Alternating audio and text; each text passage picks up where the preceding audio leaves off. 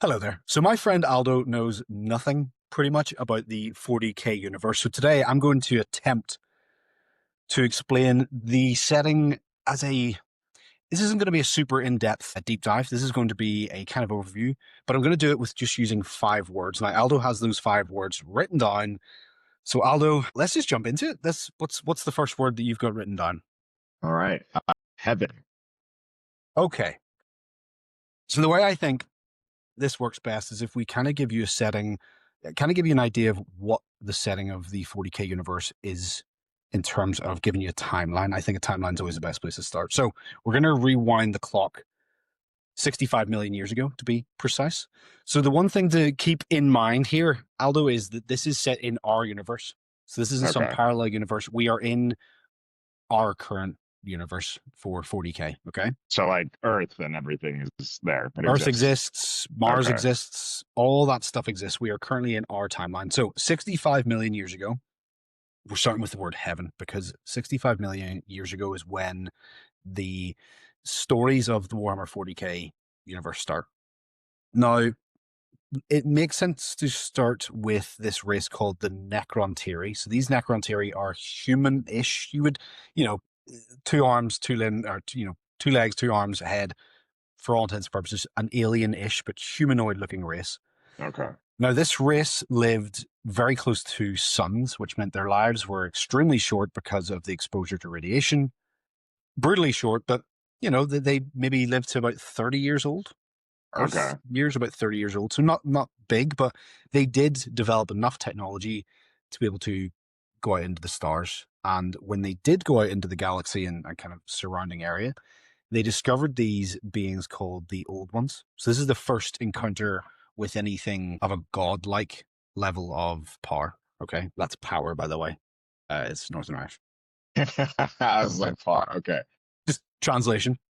So the Necron essentially, or the Necrontiri, saw these Old Ones and saw that their lives were, well, endless. They were essentially immortal beings. So they asked for their help to cease the pain and the turmoil that the Necrontiri are going through. Obviously, their short lifespan, so they became extremely jealous of these Old Ones. And they asked for their help. The Old Ones were like, nah, we're good. This is kind of your problem. You can work this out yourself. That's it. And the Necrontiri were not particularly happy with that outcome. So they ended up attempting to fight these Old Ones. But So, wait, yeah. so hang on. So the Necronty, they just were trying to like extend their life, and when they were rejected, they're like, we're gonna try to fight the gods. Yeah, basically bitterness took over. And they were like, well, if we can't have it, then we're going to try and take it off you. Now, as you can imagine, that's the equivalent of a human fighting an ant, a single ant. It didn't go well for the Necrontiri. They got Okay. essentially slapped to the other side of the galaxy. So, did not Okay. go well. The Old Ones were like, okay, that's us done. We go over to the Necrontiri, and they are licking their wounds a little bit, but they're still extremely envious of these Old Ones and their longevity. So they find these other godlike beings called the Catan. So the Catan are these, again, godlike beings, and they also have a bit of a hatred for the Old Ones as well, these other gods. So essentially, the Necrontiri and the Catan form a pact where they will help each other, and the Necrontiri get a little bit screwed over in this deal.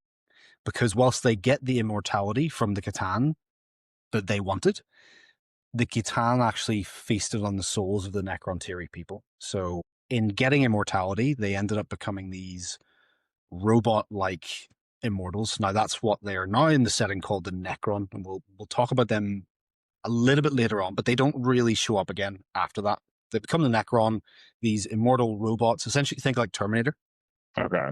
They're metal. You could shoot one and they just reform. They're incredibly powerful, but Damn. when their souls were eaten, pretty much every low-level citizen, so think like, high-ranking generals, politicians, they would have kept, in the Necrontiri society, they would have kept their sentience.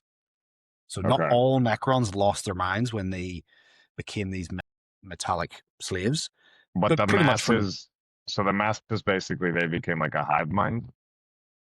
pretty much, yeah. Okay. Okay. So Wow. no real will of their own, no real goals, no ambitions. It's just the guys at the top really that were able to keep that. So The Necron, the new formed Necron, and the Catan then went back to the old ones and started what is called the War in Heaven. It's basically gods fighting gods. Okay, Now, that's where heaven comes from. in the conflict, the old ones created two more races called the Orcs and the Eldar. Basically, Orcs, as you would know, think Lord of the Rings, think aggressive, ridiculously muscular beings, all about physical fighting. That's all they like to do. Okay. And then they also created the Eldar. The Eldar are essentially elves. Think like elves in space. Extremely, think like the orcs are the hammer and the elves are the scalpel. Like they're two different types of warfare. One extremely precise and, particular. Think Legolas and Gimli. Okay. That's a I was good about comparison. to ask. Yeah. Okay. Yeah. Gimli's orcs, kind of the physical fighting, heavy armored, brutal. Elves, a little bit more finesse, a little bit more skill, a little bit more grace. So the Eldar and the orcs were created by the old ones in an attempt to fight against the now Necron and the Catan. So you've got the Catan and the Necron versus the old ones and the Eldar and the orcs. So they were all fighting against each other. Okay. Now, it ended up not going too well for the old ones. The Necron were so powerful, the gifts they were given, the technology they were given by the Catan essentially allowed them to overpower the old ones. And between the Catan and the Necron, the old ones were essentially extinct. They killed them. Damn, Orcs and the Eldar kind of went off on their own paths. They kind of, we'll talk about them a little bit later on as well. More so the Eldar. The Orcs kind of won't really come back into this. But the Necron weren't happy with just killing the old ones. They were also pretty pissed the fact that the Catan took all of this from them. Essentially, the Catan were like, yeah, we'll give you immortality. And they just had their like fingers crossed behind their backs. And they're like, yeah, don't read the small print. Don't read the small print. You won't lose your souls or anything. That's essentially what the Catans did. So the Necron got a little bit of buyer's remorse. And they ended up destroying the Catan. So the gods that give them so much power to kill gods that they went, hey, well, if we can kill the old ones and you guys need our help to kill the old ones, that means that we could probably kill you. So essentially that's what happened. The Necron turned on the Catans. They ended up essentially like destroying them. They exploded into these shards. These shards then power up some of the Necron's gear. Very cool. Okay. So after that, now this is the part that always gets me. I was unsure about this. Now, just as a caveat to anyone listening, firstly, thank you for listening, but this is a very simplistic overview. I'm not going to go into ridiculous amounts of depth because we'll get lost in the weeds. But if there's anything I'm wrong on, just let me know. I'm not admittedly a lore expert. I just think I've got enough information here to kind of give Aldo a good overall summary of the setting. So the Necron, this is the part I was saying. The Necron, after all those wars, decided to go to sleep. Like they're robots. Just check out. Pretty much, they went into these things called tombs, and they basically all shut down. A couple of them maybe stayed awake, but essentially they slept for millions upon millions of years. They were just like, all right, we've had enough of war. We're just going to have a nap. So I have a question there. Okay, so the Necrons, when they turned on the Catans, basically, because you mentioned there was a few of them that they were able to keep their sentience, so I assume those were the ones who kind of guided that second war. Exactly. So you've got within the Catan, you've got dynasties, which are basically just families. And at the head of each dynasty will be someone who has sentience. So yeah, some of the Catan or some of the Necron were like, yeah, let's turn our direction now from the old ones to the Catan because they essentially screwed us over and we lost our souls. And then after that, I guess it was these same sentient individuals were like, okay, guys, we're going into stasis now, or whatever. Exactly. So the Necron all went to sleep, and the galaxy just continued to keep growing without the Necron really present. So Eldar and Orcs still very much aware, or still very much present. And that now leads us on to, I believe, the second word that you've got now, Aldo. So yes. What is the second word? Second word is gods. Okay, so gods is a bit of a strange terminology or term within 40k because it's never quite clear on whether gods that we would perceive as gods actually exist. It's just, they're not sure whether they're like, yeah, this is a god, or this is what we would interpret in terms of the power, all the, the longevity, the immortality. We would essentially see them as gods, but they're quite unsure about labeling something as a god. It's a big thing in the 40k universe. So these gods, now, in order to talk about the gods, it makes sense for me to talk about the warp. Now, the warp is a significant aspect of the Warhammer 40k universe, so it's good that we're going to get to it here. Now, the warp is essentially, imagine like we've got our reality, and then we've got the warp kind of positioned right on top of it, like a skin, layer of skin. Now, we can't see it. The warp is, instead of being a practical place, or a physical place, sorry, it's born from and exists purely from emotions that any sentient being has. So any sentient being have emotions. These emotions then feed into the warp, and that's what basically gives it its power. So the warp itself is where these gods, again, I'm going to use the term gods, exist, called the Chaos Gods. So the Chaos Gods exist within the warp. Now, there's 4 main Chaos Gods that we know about. There may be more, but these are the ones that we know. Try not to think of them as like physical beings. Now, there are some physical manifestations of them, but them themselves as gods are more like, it's like saying an emotion is like a tangible thing. We all know that we have emotions, but you can't like touch an emotion. Same thing. There's these just incredible beings that get fed from these emotions we have. So you've got, in terms of the 4 Chaos Gods, you've got Khorne. That is the god of rage, anger. Anytime you feel anger, anytime you feel violence or anything like that, that feeds Khorne, the god. They're the god. He's the one that likes fighting. That's pretty much it. Then you've got Nurgle. You've got Nurgle then. Nurgle is the god of decay, the god of basically it's kind of depression a little bit, like just the loss of hope. So anytime you feel despair, god of despair, that's a good way. But also decay. He is a horrible, corrupting being. Think like boils and pus and just everything disgusting that. Putrid stuff. Yeah, he kind of considers himself as like a god of death because everything has an end. Everything has decay. It's part of the natural cycle. So he considers himself as like a very natural being. Then you've got the god Tzeentch. So Tzeentch is all about trickery, deceit, lies. It's always constantly changing how it looks to you, plotting, all those things. Anything that you think of in terms of that goes and feeds Tzeentch. And then lastly, we have Slaanesh. So Slaanesh is the most recent of the Chaos Gods to be born. And this is where the Eldar come back into the picture. Okay. So after the War in Heaven, the Eldar basically are untouched. They are these beings that have incredible technology.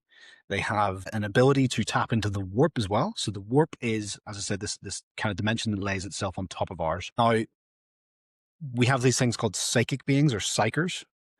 They are people who are able to, or beings, that are able to reach into the warp and pull energy from the warp and then conduct it through themselves. Essentially wizards. It's where humanity gets the idea of like wizards and witchcraft and all that stuff. It's basically beings opening themselves up to channel the powers of the warp. That's what those are. No, that's pretty awesome.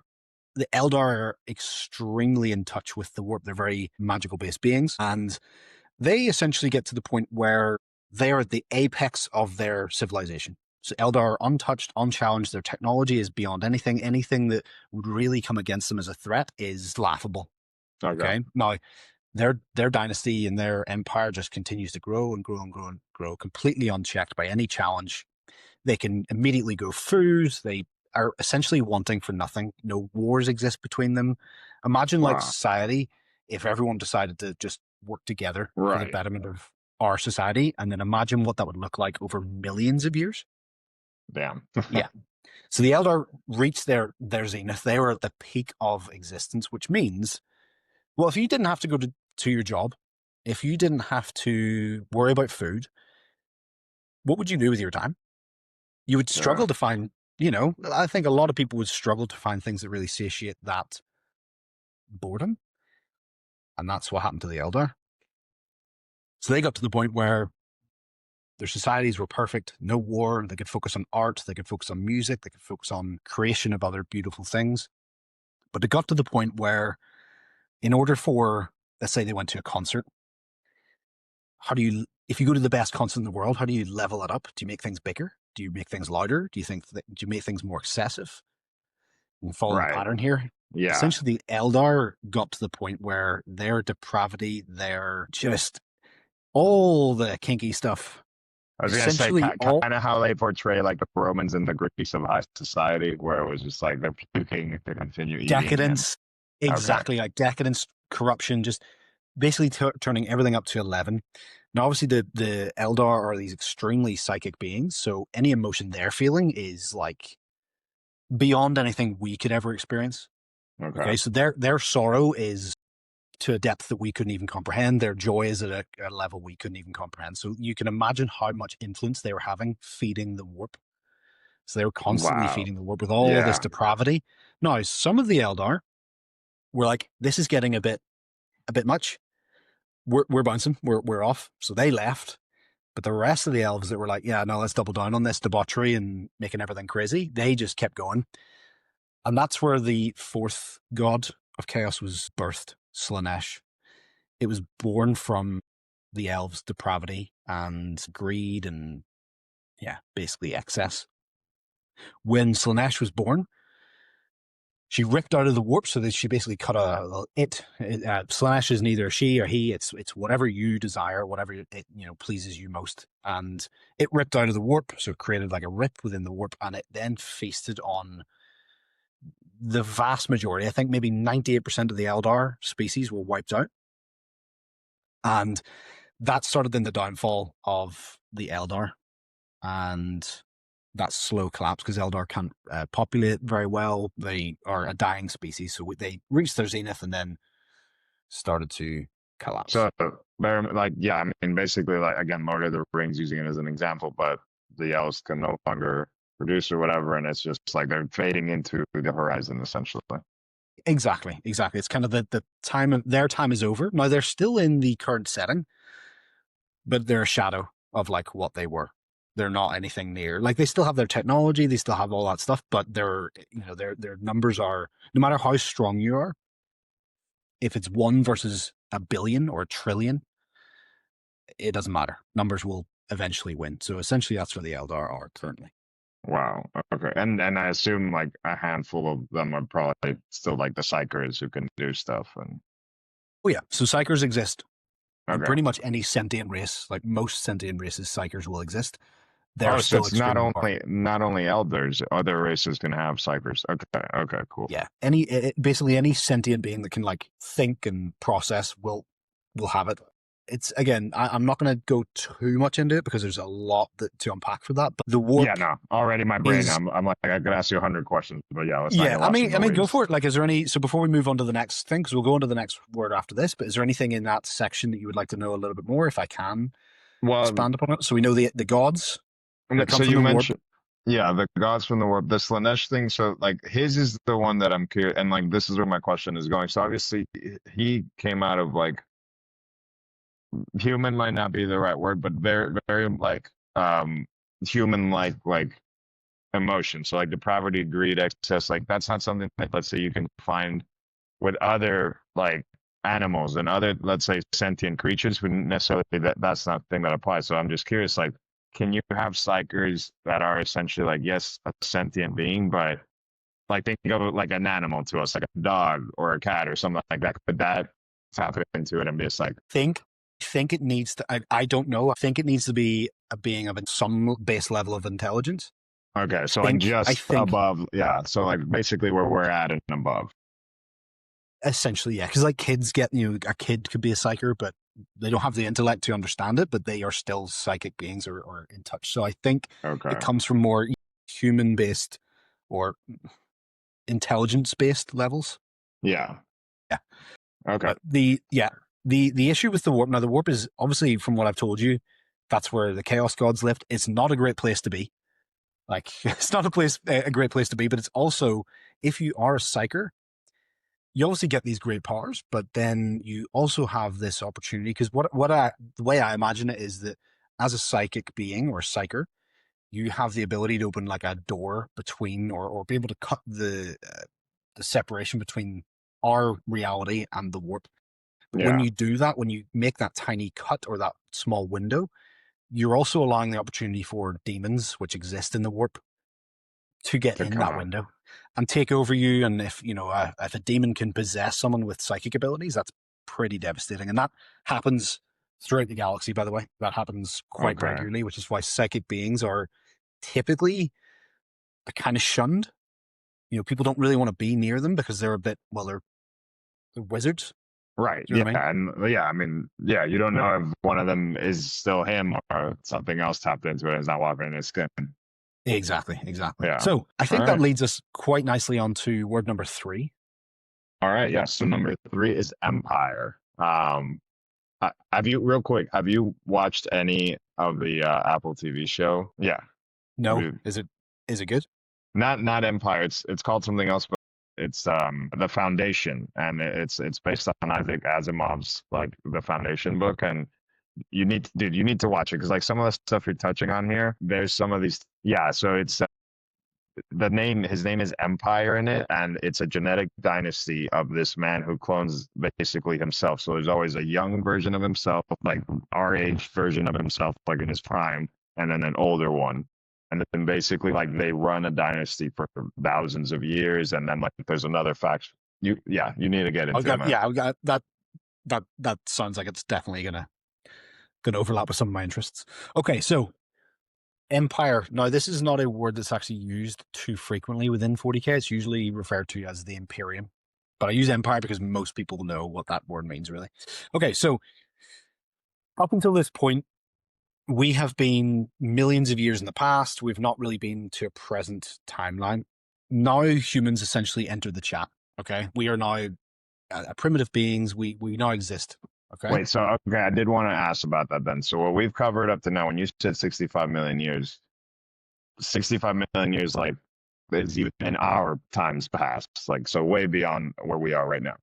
Yes, and on a different most of the stuff we've been talking about has happened on a different galaxy, and so it's Okay. like not like, oh, this all happened on Earth, because Earth, has been around for a while, but this is happening elsewhere in the We galaxy. so at this point now we're no longer monkeys. We have naked fire, we have the wheel, we have all of that.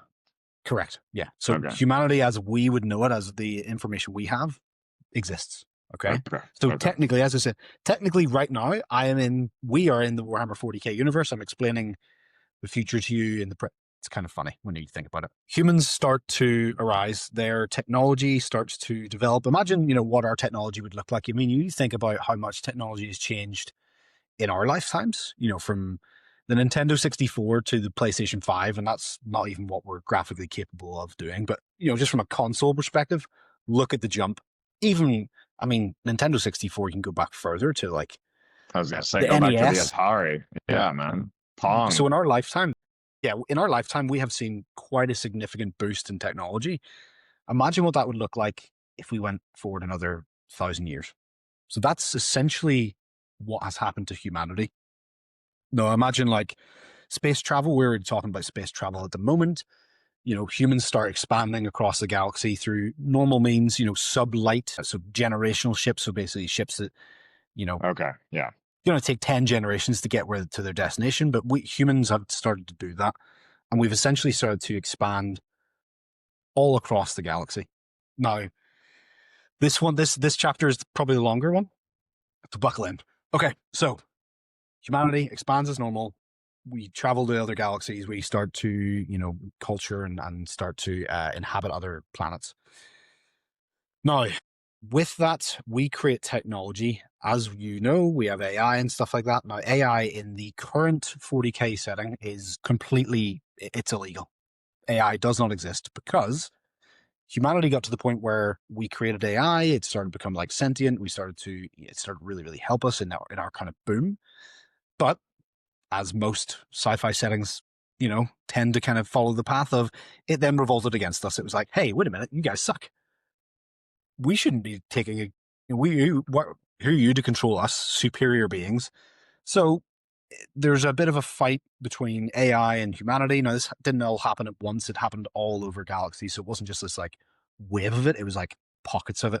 It's still pretty detrimental to technology and how people view technology, because we're like, well, it's going to turn on us. So we just don't go down that path. We close that door off, essentially.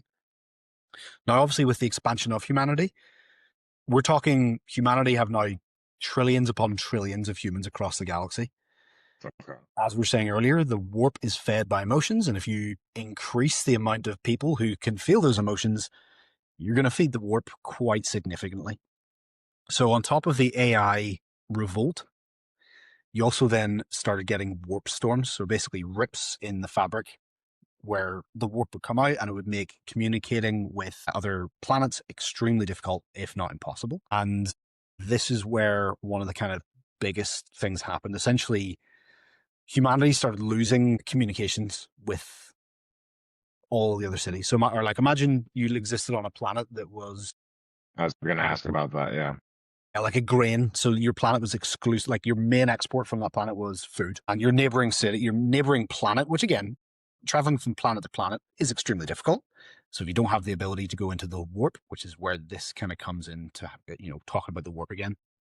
Basically, if you can't travel from one planet to another, that planet who were essentially completely dependent on your ability to feed them, and then they maybe were like a munitions city or a planet, that built weapons.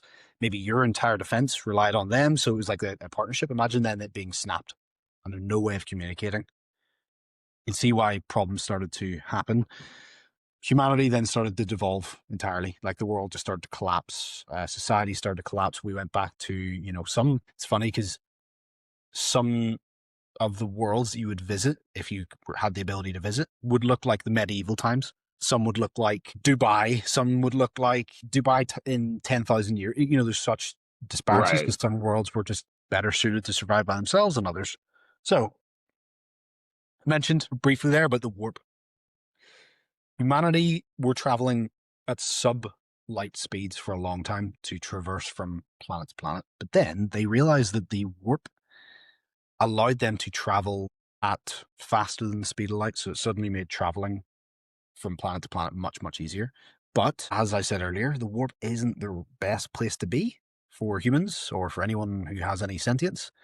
So humanity created technology which allowed us to essentially put a bubble, it's called a Geller field, around these ships that would hopefully allow them to transverse the warp safely. So it would essentially be like a little bubble of protection around it. We would go into the warp, so we'd find a rip, and we'd go into the warp, and then we would travel to wherever we need to get to. But navigating the warp is extremely difficult. It requires psychic beings who are essentially wayfarers, so they have to be part of the ship to guide us through. I was going to say, basically, they're the compasses of the ship. Yeah, basically, they can pinpoint where the ships need to get off and all that stuff. Now, when the storm started happening, a lot of ships were lost in the warp because essentially the lights went out. I'm going to keep it as simple as that. Okay. There's so much power that the lights went out. So a lot of humanity, obviously, planets lost contact with each other, and a lot of ships were lost in the warp forever. Like they're just gone. Now, when you enter the warp, by the way, you could enter in today and arrive at your destination 30 days previous to today. So you could arrive in the past. The warp allows for technically it's connected to different times and whatnot. It's not necessarily just a physical shortcut. Yeah, no, obviously the Imperium want to arrive in a linear fashion, but yeah, essentially that's the warp. Not to get too lost into it. Go for it. Does that then create, or are there stories where there are the time travel story, or it creates a paradox or that kind of stuff? I don't know about paradoxes, but I do know that there are some occasions where ships have gone into the warp and then arrived 90 years late, or there's just been a weird delay in time. I can't think off the top of my head. Again, I'm not a no, yeah, but it's fascinating to think. So now again, this is structured but loosely structured. So whenever I was talking about the Eldar, and how they got to their zenith. Now you're probably thinking, well, how did they travel? How did they get? Did they use the warp? They didn't. They created something called the Webway. The Webway is essentially a safe version of the warp. They had the ability to instantly teleport, essentially travel to wherever they want, both in space and time. So the Eldar had that. That's what we're talking about in terms of their level of technology. They could appear in your back garden if they wanted to. But if they, I mean, again, yeah, we won't get too into the weeds. I'm just like, I mean, you can go back in time. Why not go back to before the society reached the zenith and warning them and whatnot? That's a valid question. I don't know. You Yeah. would think they would go back, but I suppose, I mean, if you went back, how would you convince people to not continue to have Right. fun? Right. No, no, no. Yeah. It's like the typical time travel story. It's like, yeah, it ends up becoming like a self-creating prophecy. Like, yeah, Yeah, prophecy. Exactly. Okay. yeah. So we have now gotten to the point where humanity have kind of gone on a bit of a nosedive. This is where the Emperor shows up. Now, Wait, real quick, I had yeah, a question. You were okay. explaining, so the Geller field is what protects the ships, but so when you were saying like a bunch of ships had gotten lost and stuff, is that because like in a warp storm, it's just like the energy is way more aggressive and everything, nothing Yeah. protects? As far as I'm aware, navigating the warp in this period of time was nearly impossible. Okay. There's like reference points that psychers use, which kind of give them a bearing, and I think those bearings all got like flipped upside down and So the warp essentially. storm was not just like an isolated like, incident. It was like an ongoing phenomena.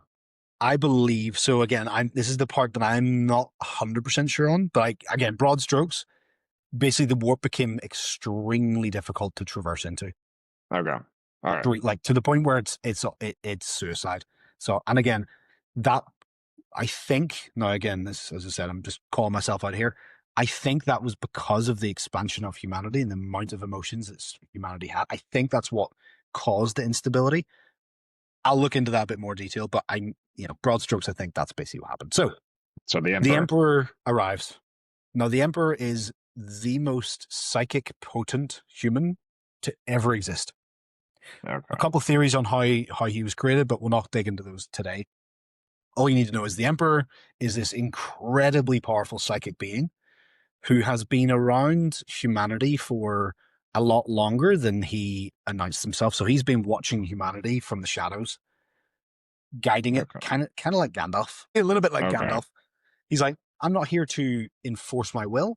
I'm here to guide and I'm here to help it. But he strongly believes that humanity is the natural leaders of the world and the galaxy at its expansive level. Okay. He believes that we're supposed to be in control. Now, he is a fun fact. The Emperor is what we call a perpetual, which is essentially an immortal. Okay, now perpetuals exist within the universe. Basically, people who can't die, and if they do die, they just get recreated, like cell by cell. Okay. Now, that means the Emperor has had many lifetimes. He can appear as whatever he wants. He's a psychic being of like damn near unlimited levels, so he can appear as whatever he wants: a woman, a man, a child, whatever. Okay, so he's been watching humanity. Now, at some point, he did actually step out of the shadows, and this is the cool part. He stepped out as Alexander the Great. Wow. Okay. So it's said that he was essentially Alexander the Great. It's funny the way they say stuff like this in the lore as well, because obviously this is like, how much do you know about the world 10,000 years ago? Right. Yeah, we don't know anything. Even pronunciations of things would be different. So they talk about it and they don't even say it's not the correct pronunciation of Alexander. I don't even think it's the correct spelling, but it's kind of Yeah. heavily suggested that the Emperor came to life as Alexander the Great and then was like, okay, this is going to be a little bit harder than I anticipated. He went back into hiding and then he stepped out fully and was like, right, it's time humanity had a leader, and he stepped into that role. So his first thing to help humanity in terms of that backslide that we had from, technology and travel was to go out and reestablish humanity's grip on the galaxy, which meant to go all the planets that humans had established and bring them back to the collective Imperium and the kind of his empire. But that had to start on Earth, right? So he had to overtake Earth. Now, Earth at this point is not an Earth we would recognize. Continents have shifted. Like, we would know nothing about, like, all the empires and everything will have changed. So Okay. America wouldn't exist, UK wouldn't exist. There'll be, it's like going back and saying Persia, Greek Right. Empire. They don't even exist anymore. So that's basically what humanity looks like. The Earth is not recognizable. Maybe recognize some landmarks, but that's about it. So So tens of thousands of years probably have. Yeah, thousands and thousands of years have passed at this Yeah. point, and Yeah. essentially, imagine like Mad Max. That's basically what. Damn. Okay. That's essentially what Terra looks like, or Earth looks like. So the Emperor comes out. He quickly reestablishes. Now again, there's a whole story there. I'm just brushing over it, but he basically establishes control of Terra, or Earth. He recaptures it. Earth is now united as one. Now, this is where he looks out to the stars, and on his great crusade, this is where he's like, well, I'm just one being. I need help with this great crusade of going across the stars and recapturing all these planets. I'm going to create some generals because that'll help. So this is where the Primarchs come in. So the Primarchs are the Emperor's finest work. The Emperor was a master in genetics and all that stuff, but he also got help with it. So he got help from this woman who was also a master of genetics, and he created these 20 Primarchs, or generals, to help him with this crusade. Now, each of these generals, these Primarchs, had like different traits of his. So some of them are great warriors, some were great psychers, some were great politicians or designed to be politicians, some were very secretive. They were basically all the traits that he had. Okay. Now, these 20 Primarchs were then created in the lab, and they were on these little tubes. Now, the Chaos Gods, all four of them, saw what the Emperor was doing, was like, he looks like he's doing something pretty dangerous for us. So let's mess around with his plans. So they went into the lab and essentially scattered these pods of these 20 Primarchs, which were just babies at the time, all over the world, like all over the galaxy. So essentially they were lost to the Emperor, and the Emperor was like, oh, damn it. I kind of needed them to do this next part. But they had enough of their genetic makeup to create what were called the Legions, and these are where the Space Marines come in. So a Space Marine is created from a Primarch. So think top of the ancestry tree, you've got the Emperor. The Emperor then used some of his genetics to create the Primarchs.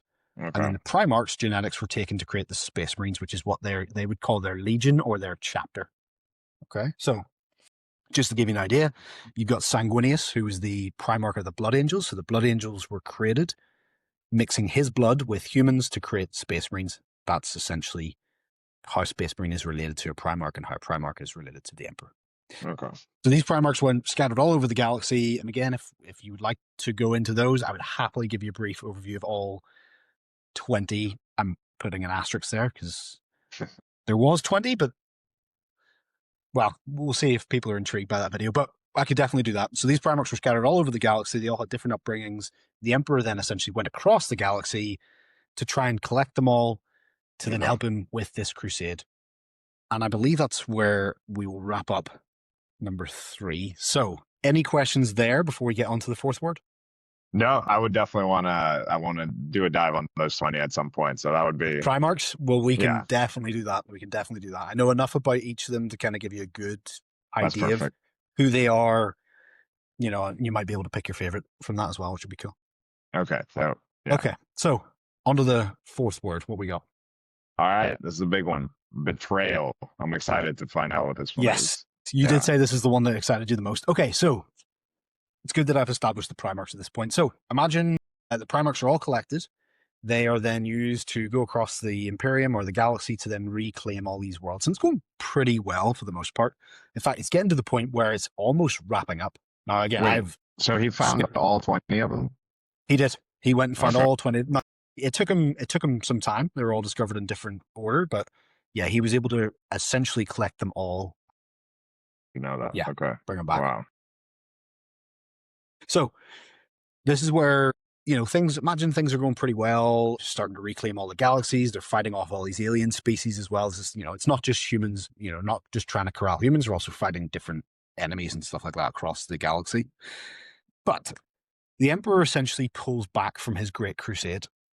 Now, I'm trying to keep this as brief as possible, but the Emperor, up until this point, hadn't told any of the Primarchs about the Chaos Gods, because he thought, well, if Chaos Gods and gods in general survive from emotions and energy and just even the being aware of them, that if we completely silence everything, then they'll essentially starve. So he not only didn't tell his Primarchs, his sons, he banned all religion in every world. and he was very adamant that no one worshipped him as a god, despite looking, acting, and having the powers of what we would consider a god. He was adamant that he was not a god, and he was just a human. He was just a psychic being who was also a perpetual. He got pretty much the best of both worlds, but Right. adamant. No, I'm not a god. Just ignore all the stuff I've done that is Right. godlike. I'm just a dude.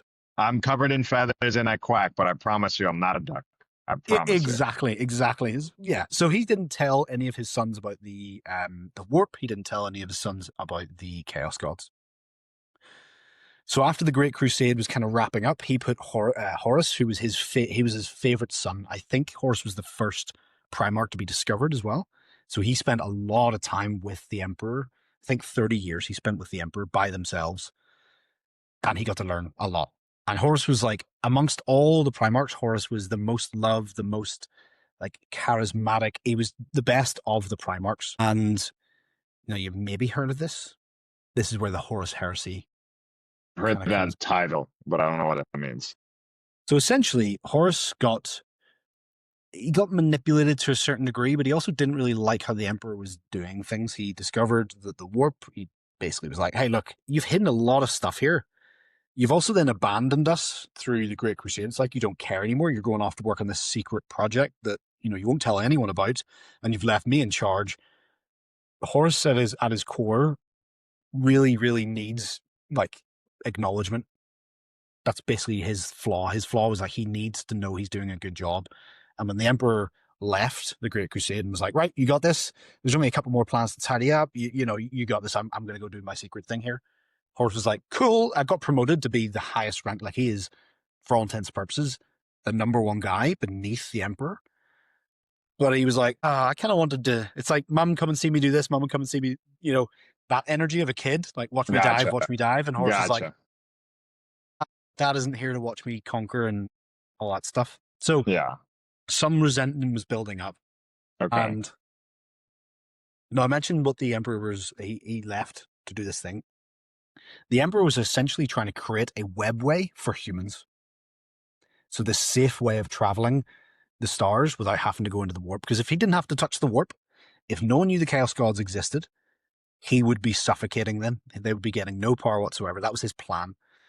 And it didn't go that way. It unfortunately all collapsed. And again, I can go into this story at a later time, but essentially everything just fell apart. And that's when Horus decided, hey, you know what? I don't like what you've been doing. I think I can do it better than you. Okay. And he then betrayed the Emperor. Now, 20 Primarchs, 2 of them are missing. Nobody knows who these 2 Primarchs are. The Emperor essentially deleted them, and there's no acknowledgement of them. Even trying to say their names is banned. There's actually a scene in the book where you can see their statues. Some of the other Primarchs are watching them have their statues dismantled, and they're like, that's another part. The Horse is like, wait a minute, so you created us, we're doing your bidding, and you can decide if we just will never exist. Like you can just snap your fingers and gone. I could be forgotten about, even though I've done this incredible thing for humanity. I'm starting to feel like I'm a bit of a tool rather than a son. And that's kind of where it started to change. Now, as I said, 20 Primarchs, 2 of them are missing. Horus was a bit pissed at that. He then started to recruit some of his other brothers, some of his other Primarchs, and it exactly fell that half of them fell to chaos or went against the Emperor, is a better way of putting it. And then half of them stayed loyal to the Emperor. Big fight breaks out. They all fight each other. A couple of them die. Horus and the Emperor end up fighting in this climactic battle. And the Emperor destroys Horus, but also gets severely wounded. And I mean, like, to the point where they think he's dead. They think the Emperor is completely dead. So he's just like a husk. So they end up, his remaining sons that didn't die, they find his body and put him onto the the throne, basically the golden throne, which is where he sits. Now that golden throne keeps him alive, but also is killing him. So he's kind of in constant agony. But that throne is important because that is essentially it's essentially a lighthouse within the warp. So him sitting on that throne is a big beacon that shoots into the warp and allows people to travel safely within the warp because they've got a point of reference. It's just this bright light in the warp. That's what's happening to him. So that's currently where the Emperor is. The Emperor is pretty much dead. He's sitting on a throne on Terra, on Earth. And by the way, fun fact, the Palace of Terra is actually on the Himalayan mountain ranges. They scooped it all out and made the Palace of Terra on My the God. Himalayas. So, yeah, kind of cool. So yeah, then some, as I said, some of the Primarchs died, some of them fled. After the fallout of, there's a huge battle that obviously ensues with the Horus Heresy, where it does not look good for the Emperor. Again, the culmination of that is the Emperor going up and fighting Horus one-on-one. So we've kind of very quickly touched the Horus Heresy. But again, there's 50-something books in that series, so I think I've done a decent enough job just bookending that. I was going to say, I have some homework to do if I want to get into the details. Exactly. Okay, so obviously with the Emperor's plans now being all completely just gone, yeah, this golden age of humanity crashes and burns. We were going to get to the same level, if not surpass, the Eldar. I was going to ask, so basically the Eldars. And if you think like the Eldar probably took millions of years, we just went straight up. You know, we expanded very, very quickly. Ollie, calm down. That was all without AI. Yeah. So humanity it was like it had been banned by then already. Like throughout all the crusades and everything the Emperor is doing, he did, like, at that point AI is like a no, right? Yeah, exactly. Now again, that's the other interesting thing. Technology also got to a point where we had some technology left over from this golden age that humanity did get to before it all kind of collapsed on itself. So we could find weapons that are, I mean, I remember hearing about a weapon that doesn't just destroy the person you shoot it at, it erases their entire being from existence. So one of these guns get fired by someone. So imagine me firing at you, and then me just the next second, I've squeezed the trigger and I look back and I'm like, what was I shooting this gun at? Wow. Because you've gone entirely. Like everything about you is gone. Including like in all time. So essentially you've been just any memories out of you, just imagine everything about you just getting pulled out of someone's brain and existence in time. So that's the level of technology we got to. Now, we also got, and this is a fun fact, I'm just going to tell you this, we have these things called STCs, which are, they're not quite, there's never a very definite description of what they are. Some of them are machines, some of them are like little boxes. It's not quite sure, but essentially this is what humanity used. This is like the pinnacle of our technological like leap forward. We got to the point where I always imagine it's like a little box thing, and you can put whatever materials you want into it. So imagine me having this, like, you know, this little box, and in the top I pour some dirt and some mud. It can reprogram the molecular structure of that to create whatever I want. Wow. Pools, you know, you can create a biofield to keep like oxygen in, so you could then colonize planets, and that's essentially what humanity got to. Like it was surpassing anything that we could even think of. So yeah, STCs. We'll occasionally find them as well. Like there's some races that will go out specifically just to find those STCs to bring them back. I think there's an example of a random guard, so random human. So imagine like yourself, you're on a planet and you uncover some dirt and you find this thing. This STC that this guy found was to make a combat knife for the Space Marines, I think. Some ridiculously well-constructed knife. Wow. When he discovered this, he was given an entire planet. As a reward. Yeah. I mean, it's a fabricator, basically. Like in the games, whenever you get like the fabricator, and it's like just dump all the tools or the ingredients, and then you'll get whatever you need. Yeah. Exactly. So humanity, golden age, it fell off. Pretty dark and depressing, which leads us nicely into point number 5.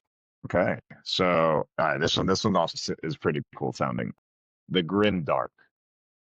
Okay, so the Grimdark is how you will probably find the Warhammer universe described by a lot of people. It's kind of the phrase that a lot of people use, and it literally is because it's grim and it's pretty bleak. It's a pretty dark setting.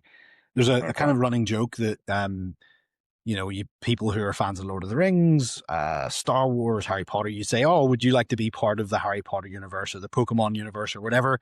And it's a running joke that if you ask someone who knows anything about 40K, would you like to be part of the 40K universe? Would you like to be a part of it? I bet, no, I'm good. Like, I'm just going to leave that horror well and truly alone. You basically would not want to exist in this universe. It is grim. Like, humanity is a crumbling empire. It's rotting from within.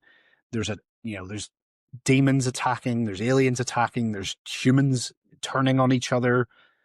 It's not a great place to exist, and that's basically where our current setting is. Okay, so we're now in the first millennium. It's called Warhammer 40k because it's the year 40,000. That's the setting. So the Horus Heresy happened in the year 30,000. So we're 10,000 years separate from all of that. So it's like ancient history. We're talking about it like it's all brand new, but we have forgotten all of this. The Primarchs have now pretty much all gone. They have become like legends. In fact, one of them returned. A couple of them now returned to the setting as we're talking about it. One of them had to actually, his name's Rabute Gilliman. So he was one of the first returning Primarchs. And he had to spend time arguing about the quotes that people were saying attributed to him. He was like, I never said that.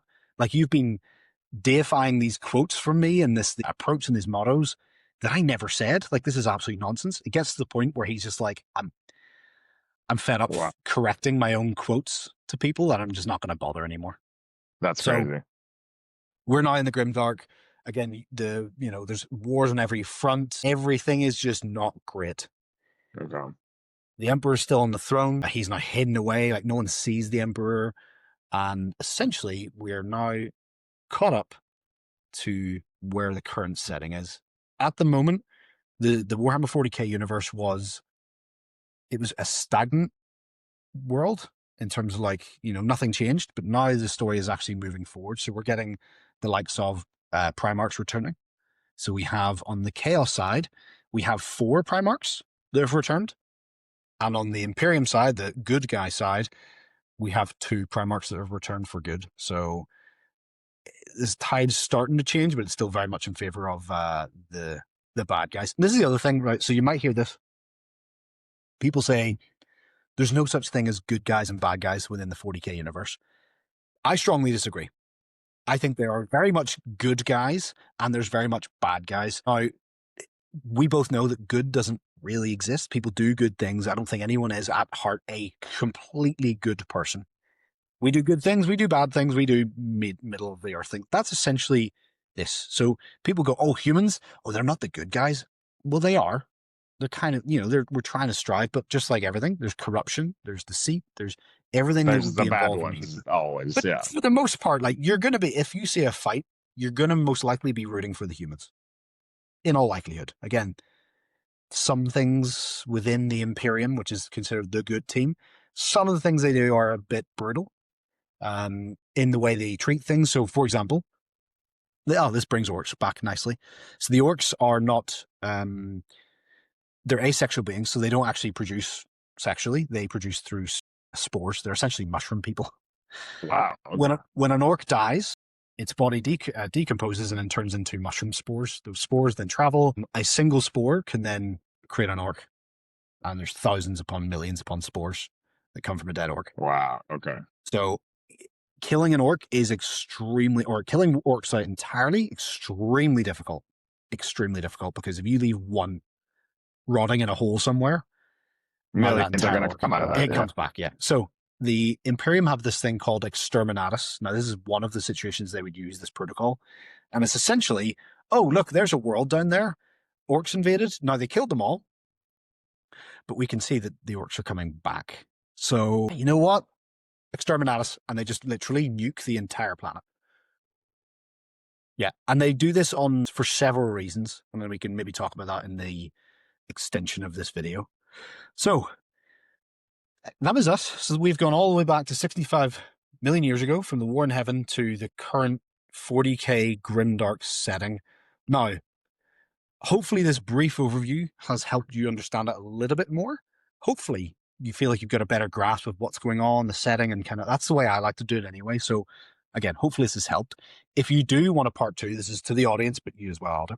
If you want a part 2 where I'll explain the factions that are currently available and currently active within the 40k setting, let me know. We can talk about Space Marines, Tyranids, the Tau. We could talk about the Primarchs. So just let me know what you would like me to give you the layman's explanation of.